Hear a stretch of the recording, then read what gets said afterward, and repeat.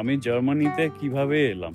অনেকে এই প্রশ্নটা করে কমেন্টসে। আমার নিজেরও মাঝে মাঝে এই প্রশ্নটা নিজেকে আমার মনে হয় করি যে কিভাবে এলাম, আমার তো কোনো প্ল্যানই ছিল না। আমার বাড়ি হচ্ছে বড়নগরে, নর্থ কলকাতায়। যারা ওখানে থাকো, আমার বাড়ি হচ্ছে টপিন রোডের কাছে, এবং আমি প্রচণ্ডভাবে হচ্ছে হোমসিক, মারাত্মক। এখনও আমার কলকাতার কথা খুব মনে পড়ে, এবং আমি যখন কেরিয়ার শুরু করেছিলাম আমি কোনোদিন ভাবিনি যে কলকাতার বাইরে থাকবো। মানে ইনফোসিসে কাজ করতাম 3.5 বছর, আমি সবসময় ভাবতাম চাকরি চেঞ্জ করে আমি কলকাতায় চলে যাব।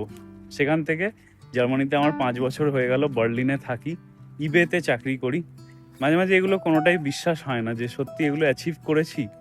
কিভাবে করলাম? আমি কলকাতায়, আমি বহরমপুরে এমসিইটি থেকে পাশ করেছি, এর আগের ভিডিওতে বলেছি।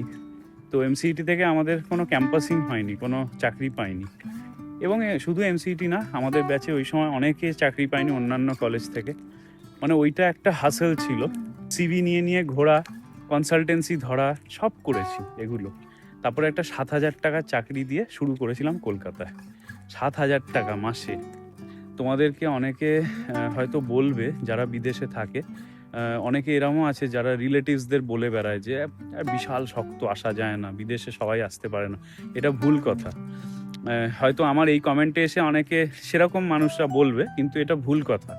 আমি এতজনের সাথে মিশেছি তো, আর এত বছর বাইরে আছি, আমি এইটুকু বলতে পারি যে যদি তোমরা প্রপার রাউটটা জানো, প্রপার ওয়েটা জানো যে কিভাবে আসা যায়, সবসময় সব স্ট্রিমে, সব প্রফেশনে হয়তো অতটা সোজা হয় না, কিন্তু মোরাললেস কিন্তু অ্যাচিভ করা যায়, আনঅ্যাচিভেবল কিছু নয়। আমি যদি করতে পারি তোমরাও পারবে।